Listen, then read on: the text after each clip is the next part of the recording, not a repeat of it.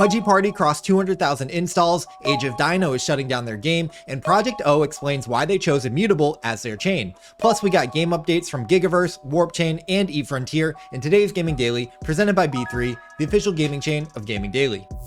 Pudgy Party is showing no signs of slowing down. Within just 3 days of launching, they took over Times Square, crossed 200,000 installs, and is sitting in the top 10 games on iOS with a 4.9 star rating, right in between Clash of Clans and PUBG Mobile. It seems they may have run some big streamer marketing over the weekend as well, with popular live streamers Clix, Lacey, and others, with clips going viral, bringing more attention to the game. It's also worth noting that Freeze, their Web3 lead, has been active sharing the bigger picture for Myth, saying that every transaction in Pudgy Party runs on the Mythos tech stack and burns Myth as gas. That means that the more that Pudgy scales, the more demand flows back into Mythos, which also powers NFL Rivals, FIFA Rivals, and D-Market. This is a really great flywheel, and they have the scale and distribution to make it work. Age of Dino is sunsetting amid community backlash. After nearly 2 years of gameplay across multiple servers, Age of Dino has announced it will be shutting down on September 30th. The team framed this as a major milestone, promising a transition into a broader ecosystem where players can progress and achievements will carry forward into future projects. However, the community reaction has been overwhelmingly negative. Many players feel blindsided after years of time and money invested, with some calling it a slow rug and accusing the team of delivering more promises than results. While the developers insist that this is the beginning of a new chapter, skepticism is high. For many, the lack of transparency and history of delays overshadow the excitement of what's next. And Age of Dino's shutdown ties into a bigger concern across Web3 gaming. Have crypto gaming founders given up? Hantao posted over the weekend saying that he feels like 90% of gaming founders have either given up or are soft drugging, building products for users that just don't exist, and they might just be farming VCs for a paycheck. Daryl from B3 said the gaming community has been burned by extractive economies for far too long,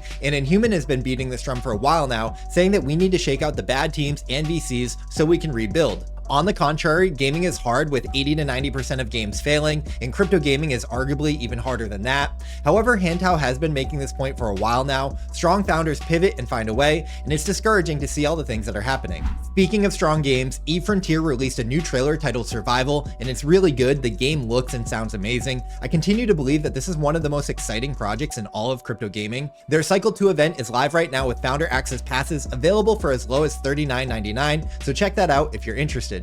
In more games worth paying attention to, Gigaverse has integrated Stripe and can now accept regular cash money. Dith knows a thing or two about that, as he previously worked at Stripe. And more from the Gigaverse, they introduced their newest NFT mint. The Gigaverse eggs will be minting Wednesday, September 3rd at 11 a.m. Eastern Standard Time, exclusively on OpenSea for about $30 each, and ROM holders will be getting airdropped an egg on a one-to-one basis after the mint is complete.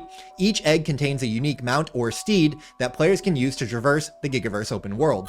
Warp Chain went live with their node sale yesterday on Ava Cloud. There's two kinds available. Warp Pro nodes are priced at $500 each, and Enterprise nodes are priced at $5,000 per node. Warp Chain is on a mission to decentralize the traditional publisher model for games using blockchain and AI, and the node licenses will serve as income engines, data passes, and validator slots within their publishing ecosystem. And it may be worth looking into because Ava Labs has named them as a preferred publishing partner for Web3 games building on Avalanche, so they have the full support of AVAX behind them. Then we saw Apex from Project O shed some light on why they picked Immutable as their chain. According to Apex, the key factor was support for user acquisition. IMX offered the strongest backing for their go-to-market plans without pushing vanity metrics or targets that don't align with the game's goals. He said the team is fully aware of the concern that the current Immutable UX isn't ideal, and said that they will work together to make everything completely seamless to satisfy their needs and wishes so that players don't even realize the game is a crypto game. Ultimately, Apex called the partnership bullish for both Project O and Immutable. And then Adam Fern from Proof of Play shared his thoughts on how teams go about selecting a chain,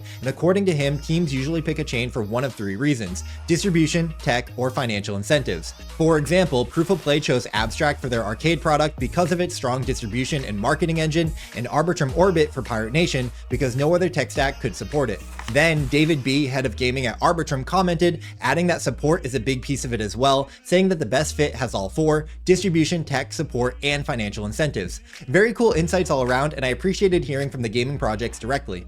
And if you're looking for a gaming chain, you should consider today's sponsor, B3, the official gaming chain of Gaming Daily. They provide some of the best distribution, tech, incentives, and support a game could ask for. That's why they're the gaming chain on Base, built by Coinbase and Base alumni with a day one Coinbase listing. They know a thing or two about what it takes to scale success. And be sure to check out the newest game dropping on B3. No Mores is a fun, edgy, chaotic first-person shooter full of memes and hilarious gameplay, all in the browser, so there's no install or wallet required, and you can register for early access right now at nomores.io.